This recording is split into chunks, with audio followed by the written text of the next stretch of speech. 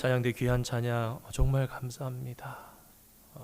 특히 사순절 또 부활절 앞두고 더 열심으로 또 어려운 곡이라 부담도 있으신데 사부에 막 그냥 유니진이 아니라 갈라지면서 들어가면 참 어려운데 게다가 또 이렇게 단조로 이렇게 불협화음이 나는 그런 것들로 이 화음을 내기 쉽지 않은데 정말 이 종려주일이면서 순환주일 귀한 찬양으로 온 성도들에게 큰 감동을 주셔서 진심으로 감사드립니다.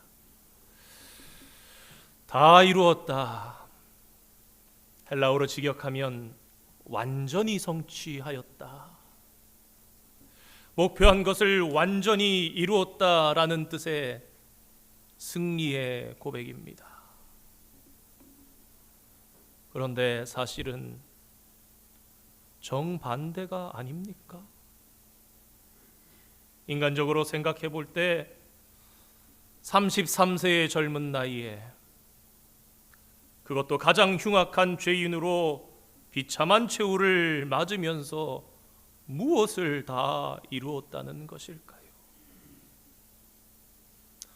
예수님은 자신이 십자가에서 죽으시는 것이 하나님의 약속이었고 죄인을 위한 하나님의 사랑이며 구약 율법의 제사의 완성이며 인류 구원의 길이라는 것을 아셨습니다.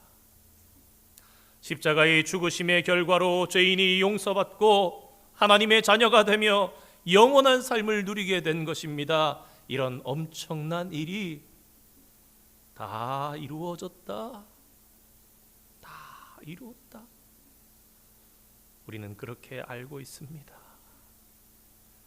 그런데 신앙이라는 것은요, 일부러 정개구리 신앙을 가질 필요는 없지만 때로는 하나님께서 우리 인생 가운데 바닥까지 떨어뜨리십니다. 철학자들이 그런 얘기를 하죠. 아무것도 없는 부정할 수 있는 모든 것들을 다 부정했을 때에 결코 부정할 수 없는 거기서부터 출발해야 진리로 정의로 간다. 신앙도 그런 부분이 있는 것 같습니다. 여러분, 이것 혹시 예수님의 오해 아니었습니까? 다 이루었다. 남들은 인정하지 않는데 혼자서만 다 이루었다고 착각하고 있는 것은 아니었습니까?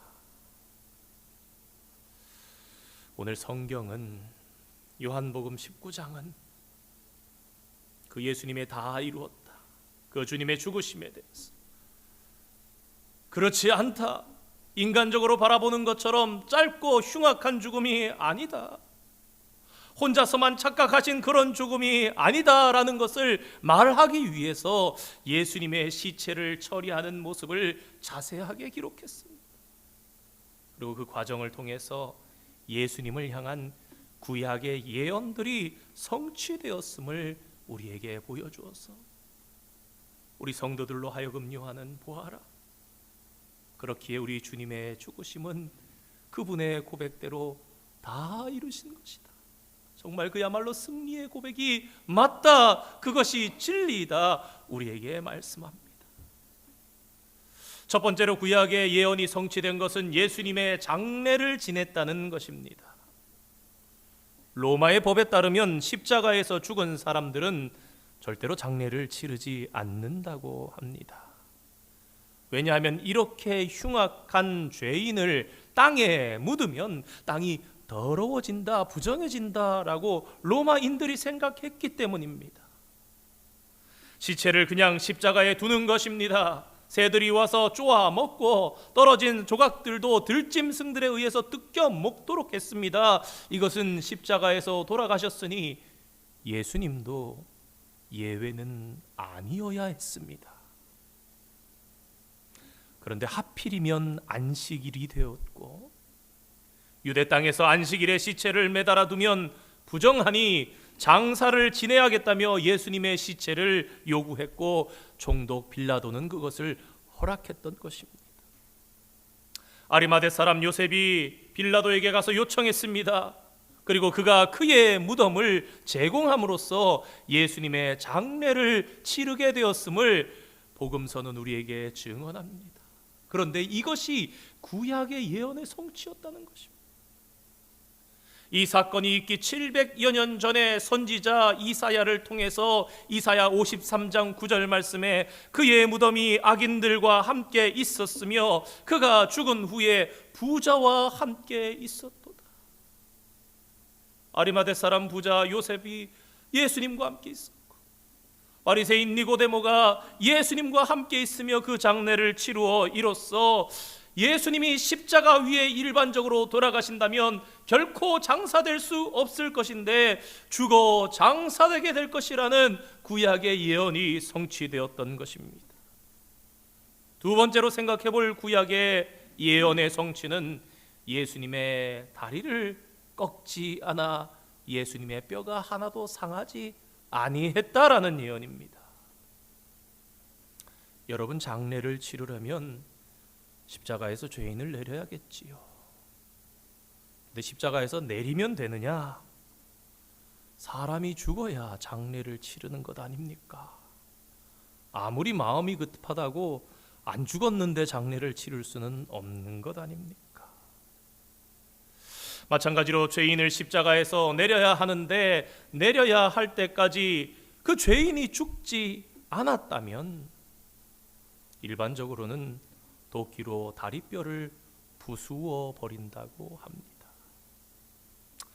참 상식적으로 우리 마음에 생각해 볼 때는 아니 십자가에 달린 것만으로도 끔찍한데 다리뼈까지 부순다니 이건 더 끔찍한 것이 아닌가 그런 생각이 듭니다. 우리는 모르니까요. 그런데 사실은 정반대라고 합니다. 오히려 다리뼈를 부러뜨려 주는 것이 자비를 베푸는 것이었다고 합니다.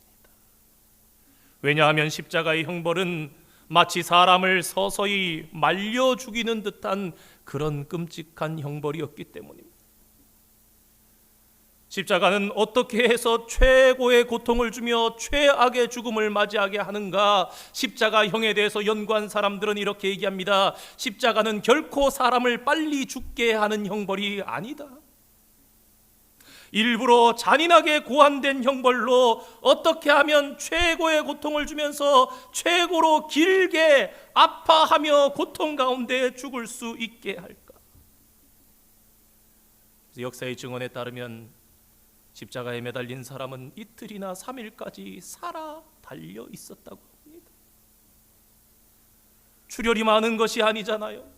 과다출혈로 죽는 것이 아닙니다. 얼마나 끔찍한 형벌인지 아십니까?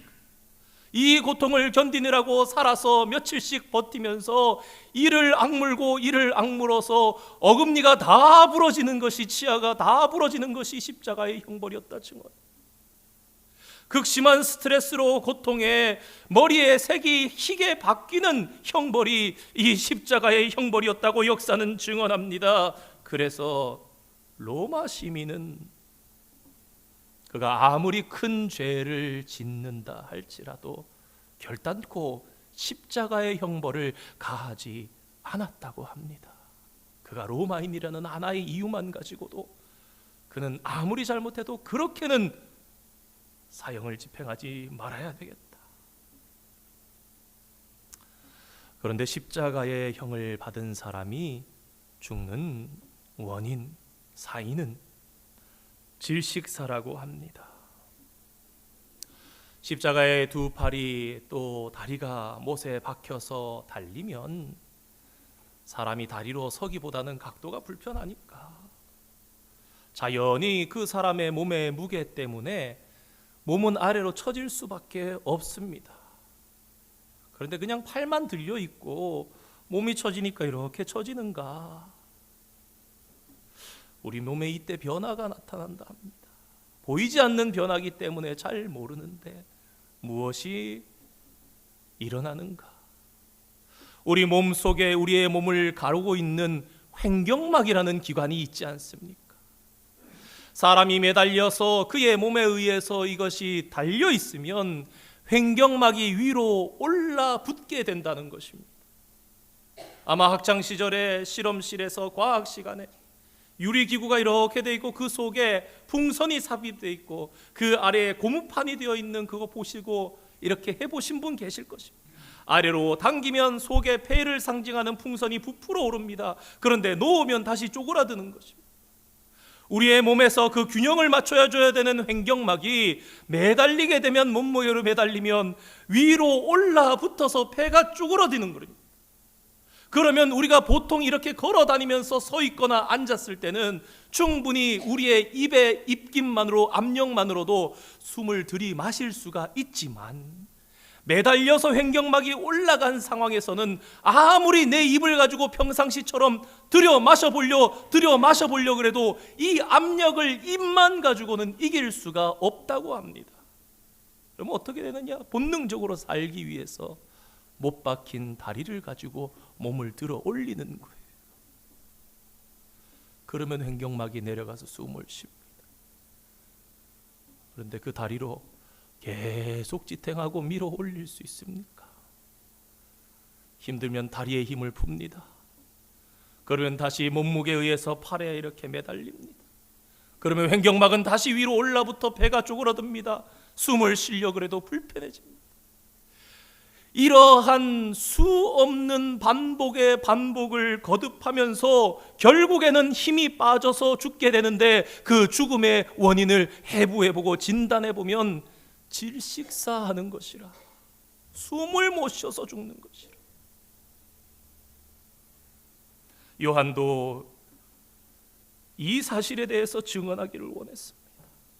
다리를 꺾으면 숨을 쉬지 못하게 되고 결국 빨리 사망하게 되는 것인데, 예수님께서는 이미 죽으심으로 다리를 꺾지 않았다는 것입니다. 요한복음 19장 32절과 33절 말씀 우리 함께 한번 읽어보겠습니다. 시작. 군인들이 가서 예수와 함께 못 박힌 첫째 사람과 또 그 다른 사람의 다리를 꺾고 예수께 아니하고 다른 두 행악자에게 갔더니 살아서 아직도 여전히 그렇게 숨쉬고 있었기에 다리뼈를 부셔서 다리를 꺾어버렸습니다. 그런데 예수님 앞에 이르러 보니 이미 돌아가신 것이었습니다. 그러고는 그럴 필요가 없었기 때문에 그대로 두었다라는 것입니다. 그런데 바로 이러한 예수님께서 돌아가실 때에 다리를 꺾지 않았다, 그의 뼈가 하나도 상하지 않을 것이라는 말씀이 이미 이 예수님께서 잡히시고 돌아가시던 AD 30년경부터 약 1400여 년 전에 구약 성경을 통해서 예언되었다. 하나님께서 그것을 가르쳐 주셨다는 것입니다. 출애굽기 12장 46절 말씀에 유월절을 어떻게 지킬지 그 규정에 대해서 제정해 주실 때의 말씀입니다. 우리 함께 읽어보겠습니다. 한 집에서 먹되 그 고기를 조금도 집 밖으로 내지 말고 뼈도 꺾지 말지. 유월절 양에 대한 설명입니다. 뼈도 꺾지 말지. 또 민수기 9장 12절에 다시 한번 증언해 줍니다. 함께 읽겠습니다. 아침까지 그것을 조금도 남겨두지 말며 그 뼈를 하나도 꺾지 말아서 유월절 모든 율례대로 지킬 것이니라. 오늘 요한복음 본문도 그 사실을 증언합니다. 우리 요한복음 19장 35절 36절 함께 읽어보겠습니다. 시작. 이를 본 자가 증언하였으니 그 증언이 참이라. 그가 자기의 말하는 것이 참인 줄 알고 이 일이 일어난 것은 그 뼈가 하나도 꺾이지 아니하리라 한 성경을 응하게 하려 함이라. 아멘. 그렇습니다, 성도 여러분. 유월절 어린 양의 뼈는 절대로 꺾지 않는 것입니다. 우리가 찬양을 통해 고백하는 것처럼 유월절 어린 양 되신 예수 그리스도, 시작하셨고 마치시는 분 되시고 알파와 오메가 되시는 주님께서 이 모든 계획을 하셨고, 주님께서 그렇게 예표 되신 유월절의 어린 양이심을 우리에게 알려주시고 그 뼈가 꺾이지 아니하도록 역사해 주셨던 것입니다. 셋째로 옆구리를 창으로 찔렀습니다. 예수님의 다리를 꺾지 않았다면 어떻게 예수님이 죽은 것을 확인했을까요? 요한복음 19장 34절의 말씀입니다. 함께 읽겠습니다. 그중 한 군인이 창으로 아멘. 만약에 혈액이 살아있는 혈액이면 물이랑 합쳐집니다. 색이 좀 연하게 희석될 뿐이겠죠. 그것을 본 사람들은 피가 많이 나왔다 그러지 물과 피가 나왔다라고 하지 않는 것입니다. 그러니까 이 말씀은 의학적으로 완전히 죽었을 때에 보여지는 현상을 증언한 것이죠. 두 가지를 얘기합니다. 첫째로 예수님은 정말 사람이셨다. 정말 물과 피로 이루어진 그런 육체를 가진 사람이셨다는 것과 동시에 완전한 죽음이었다. 그것은 살 수 없는 죽음이었다. 이미 혈액이 응고되어서 하얀 것과 붉은 것이 분리되어 있었던 것을 증언하는 말씀이기 때문에 그렇습니다. 그런데 우리 예수님께서는 왜 이렇게나 일찍 돌아가셨던 것일까? 앞서 말씀드렸던 것처럼 수일간 살아있을 수 있는 이 십자가의 형벌을 담당하셨는데 오전 9시에 십자가에 못 박히신 예수님께서는 불과 6시간 정도밖에 안 되는 시간 후 오후 3시에 다 이루었다 말씀하심으로 운명하셨습니다. 예수님께서 이렇게나 일찍 숨을 거두신 것을 보고 빌라도는 의아하게 생각했다 했습니다. 왜 일찍 돌아가셨는가? 예수님을 채찍질했던 그 채찍에는 뾰족한 쇠 조각들이 붙어 있는 그런 채찍이었습니다. 그래서 채찍질을 할 때마다 이 쇠 끝이 살을 파고들어 이미 채찍질을 맞으심으로 그것이 몸통을 파고들어서 몸을 상하게 하고 내장을 손상되게 해서 예수님의 몸 안은 이미 심각한 출혈이 일어나고 있었습니다. 또 예수님의 수의를 살펴보니 예수님의 무릎에서 뼈에서 나오는 모양이 한쪽 무릎이 골절이 되어서 예수님께서는 그래서 아마도 골고다로 십자가를 지고 올라가시다가 다 못 걸으시고 넘어지셨고 다른 사람이 대신해서 그 다리로 예수님께서는 그 다리라도 이용해서 몸을 들어 올리시려고 호흡하시려고 그랬는데 그것이 역부족이셨구나, 감당하실 수 없는 힘이었구나라는 것을 생각해 봅니다. 그 골절된 무릎으로도 내장이 출혈된 몸통에서 피가 응고되고 있는 상황 중에서도 우리 주님께서는 어렵게 호흡하시며 내가 억울하다 말씀하신 것이 아니라 그 입에서 거칠은 말씀들이, 심한 말씀들이 내뱉어졌던 것이 아니라 성경의 말씀들을 다 응하게 하셨고 그 고통 속에서도 하나님의 거룩하심을 온전히 나타내셨구나라는 것을 우리는 깨닫게 됩니다. 정상적인 절차를 따른다면 십자가에 달린 죄인은 옆구리를 창으로 찌를 이유가 없는 것입니다. 그런데 옆구리를 창으로 찌를 것이라는 예언의 말씀이 구약 스가랴 12장 10절 말씀에 나옵니다. 그들이 찌른 바 그를 바라보고. 이처럼 십자가의 형벌로 죽은 사람에게 결코 일어나지 않는 일반적이지 않은 예외의 일들이 3가지 사건이나 십자가 위에서 일어났습니다. 여러분, 정녕 우연히 일어난 일일까요? 이러한 사실들을 통해 오늘 요한복음의 본문이 주장하는 것은, 사도 요한이 우리에게 증언하는 것은, 사랑하는 성도들아 이것을 보고 진실되게 믿으라. 예수님의 혼자의 착각이 아니다. 그것은 패배요 흉악한 죽음이 아니라 의롭고 우리를 살리는 죽음이었다. 그러므로 십자가는 결코 실패가 아니라는 것입니다. 십자가는 주님의 멋진 승리이며 구원의 완성임을 우리에게 증언하는 것입니다. 그 죽으심의 과정 하나하나까지도 모두 하나님의 말씀대로 성취되었기 때문에 사실 오늘은 순환주일로 십자가 위에서 세 가지 증거만 말씀드렸죠.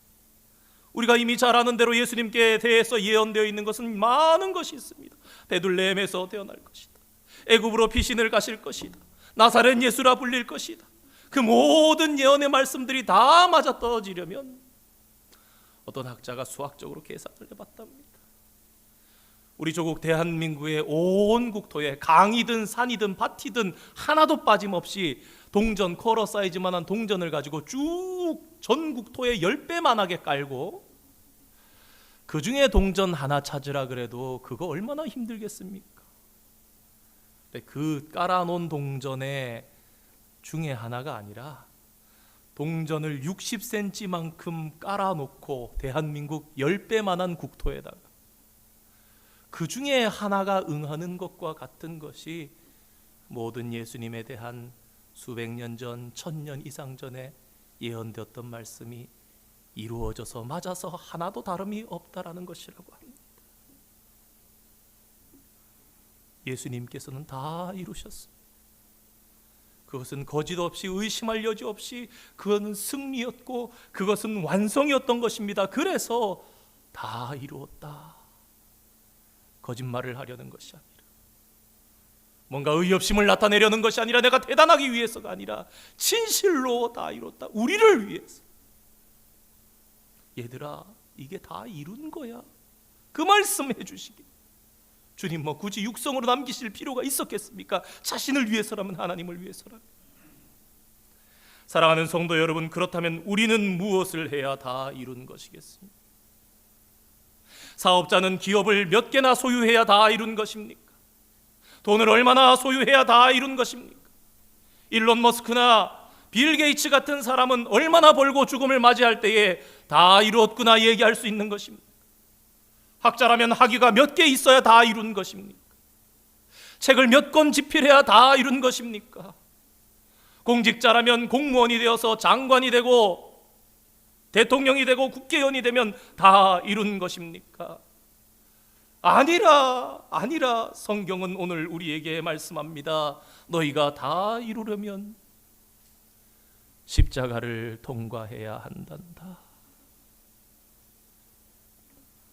어떤 것으로도 이 땅에서 다 이루었다는 삶을 인간은 살 수 없기에 하나님께서는 그것으로 이루라는 것이 아니라 예측할 수 없는 수많은 일들을 우리의 인생 가운데 우리가 부닥치게 만드는 겁니다. 발생해서 우리의 인생에 닥치게 되면 그 일들이 우리로 예수님의 십자가에 부딪히게 하는 것입니다. 그래서 그것을 깨닫고 주님의 십자가를 통과하도록, 인생들아, 너희의 인생의 뜻이, 그 계획이, 그 모든 것이 너희들의 손에 있는 것이 아니다. 기억하거라. 너희는 이 땅에서 살다가 그냥 죽는 것으로 끝나는 것이 아니라 모든 인생을 부르는 여호와 하나님께서 계십니다. 그리고 너희들이 주님의 십자가에 부딪혀서 그 죄와 그 모든 문제들이 해결될 때야만 너희들이 온전한 인간으로서 하나님과 영원에 잇대어 살 수 있는 존재라. 그렇기 때문에 세상에서 아무리 출세했어도 주님의 십자가를 통과하지 못했다면 그 사람은 아직 이룬 사람이 아닌 것입니다. 그렇다면 구원을 완성한 사람은 어떻게 살아야 하겠습니까? 성 프란치스가 젊을 때에 한 하인이 우물물을 길러는 모습을 보면서 깊이 깨달은 바가 있어서 이 시간 소개하면서 말씀을 마치려고 합니다. 하인이 물을 뜨는데 우물에 두레박에 이렇게 내리고 물을 담아 올려서 이렇게 계속 하는데 자세히 보니까 좀 이상한 행동을 하는 겁니다. 그것은 물통 안에 작은 나무 조각을 넣더라는 것입니다. 한 번만 그렇게 했으면 좀 실수로 들어갔나 보다 그럴 수 있는데, 내릴 때마다 계속해서 그 물통 속에다가 작은 나무 조각을 집어넣더래요. 그래서 하인에게 물었답니다. 왜 물길로 오를 때마다 나무 조각을 집어넣는 것이냐? 그랬더니 하인이 물을 퍼 올릴 때에 작은 나무 조각을 물통 안에 넣으면 물이 요동치지 않아서 물이 흘러 넘치지 않습니다. 나무 조각을 만일 넣지 않으면 물이 출렁대서 나중에 보면 두레박에 올라오는 걸 보면 물통에 물이 절반 정도밖에 차 있지 않을 때가 많다는 것입니다. 그 이야기를 듣고 이 프란시스가 깨달음이 있어서 자기 친구에게 편지를 남긴 그 글이 남아 있습니다. 한번 읽어보겠습니다. 우리 마음은 심하게 출렁거리는 물통과 같다네. 두려움 때문에 흔들리는 마음, 고통 때문에 흔들리는 요동하는 마음, 화가 나서 흔들리는 마음, 때로는 모든 일이 너무 잘 되어서 마음이 요동칠 때 거기에 십자가라는 막대기를 한번 넣어보게. 사랑하는 성도 여러분, 우리의 인생이 진정 이루는 길은 우리의 인생이라는 물통에 십자가를 담아보는 일입니다. 우리는 아무리 인생이라는 물통에 물을 담아보려고 애를 써도 요동치며 요동치니 절반밖에 혹 그것도 안 담길 때가 있는데, 그런데 그 인생이라는 물통에 십자가를 담아보면 일이 생길 때마다, 요동칠 때마다, 기쁜 일과 슬픈 일이 있을 때마다, 화가 날 때에도 십자가라는 나무 조각 같은 십자가를 담아볼 때 오히려 요동쳐지지 않고 오히려 온전하게 담아낼 수 있는 그런 일이 된다는 것입니다. 부족하지만, 아니 부족하기에 우리의 인생이라는 물통에 일이 있을 때마다 우리는 십자가를 담아야 합니다. 그런 삶을 다 살고 마지막 주님 앞에 이를 때에 마지막 호흡의 순간에 하나님, 제가 부족하지만 그래도 일이 있을 때마다 주님의 십자가를 담아보았습니다. 그리고 이렇게 주님 앞에 가져왔습니다. 그렇게 고백하실 수 있는 복된 인생 되시기를 예수님의 고난에 동참하며 십자가를 담음이 오히려 나 혼자 하는 것보다 훨씬 더 성공에 이르는 이름을 기억하시면서 주님과 함께 동행하시는 거룩한 성도님들 되시기를 주님의 이름으로 축원드립니다. 함께 기도하겠습니다. 거룩하신 하나님, 감사드립니다. 종료주일을 맞으며 고난주간을 시작하며 예수님께서 말씀하신 다 이루심의 의미가 무엇인지 생각해 보았습니다. 끔찍한 고통 속에서도 주님은 오로지 우리 인류의 죄를 온전히 담당하시기 위해서 최선을 다하셨고 하나님 아버지 앞에 다 이루셨다는 말씀을 올려드릴 수 있었음을 생각해 보았습니다. 누구 때문입니까? 무엇을 위해서입니까? 그렇다면 오늘 우리의 삶의 진정한 승리는 무엇입니까? 이 사순절 고난주간을 맞이하며 정령 십자가를 담은 인생으로 살아가기를 다짐하고 소망합니다. 하나님, 우리를 불쌍히 여겨주시고 우리 인생을 향한 하나님의 거룩하신 뜻을 깨달아 알게 하여 주시옵소서. 아멘. 그 십자가를 인생의 물통에 담고 온전히 많은 물을 채워 그 생으로 주님 앞에 도달하게 주님 우리를 도와 주시옵소서. 아멘. 예수님의 이름으로 기도드립니다. 아멘.